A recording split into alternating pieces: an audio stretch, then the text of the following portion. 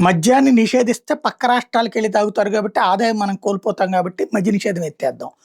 అలాగే మద్యాన్ని నియంత్రణ అంటే సర్టెన్ టైమింగ్స్ పెట్టి, అట్లాగే ఇక్కడ నోటికి రుచిగా ఉండే బ్రాండ్‌లని తగ్గించి నియంత్రించడం ద్వారా నిదానంగా మద్యాన్ని వాడకాన్ని తగ్గిస్తే మన ఆదాయం పడిపోతుంది గాబట్టి దాంట్లో అవతలోడు దోచుకున్నాడని జెప్పేసి ఆ పేరు జెప్పి అవన్నీ అందుబాటులోకి తీసుకొచ్చాం.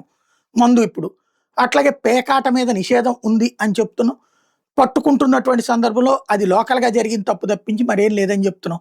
పేకాట ఎట్లా ఉందో నాకు నివేదిక ఇవ్వండని పవన్ కళ్యాణ్ అడిగితే ఇచ్చినోళ్ళు కరువైనటువంటి పరిస్థితి. దాని వలన వివిధ నియోజకవర్గాల దగ్గర గొడవలు నడుస్తున్నటువంటిది ఇంకొక ఎత్తు.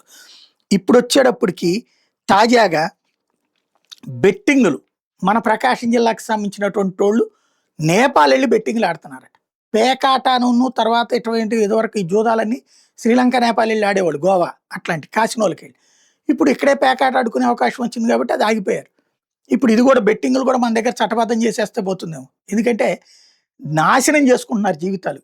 కోర్టులు చెప్తున్నాయి, పోలీసులు చెప్తున్నారు, కేసులని చెప్తున్నారు. చివరికి ఈ దరిద్రులు మళ్ళీ వీళ్ళు 3, 4 లక్షలు తీసుకెళ్ళినోళ్ళందరూ పేదోళ్ళేనట. అర్జెంట్‌గా డబ్బులు సంపాదించేయడానికి ఏదో తప్పుడు మార్గం పర్లేదు. నేపాల్ ప్రీమియర్ లీగ్ కోసం ఇక్కడి నుంచి ఎళ్లి బెట్టింగ్ చేస్తూ దొరికిపోయారంటే ఏమనాలి ఇట్లాంటి వాళ్ళని?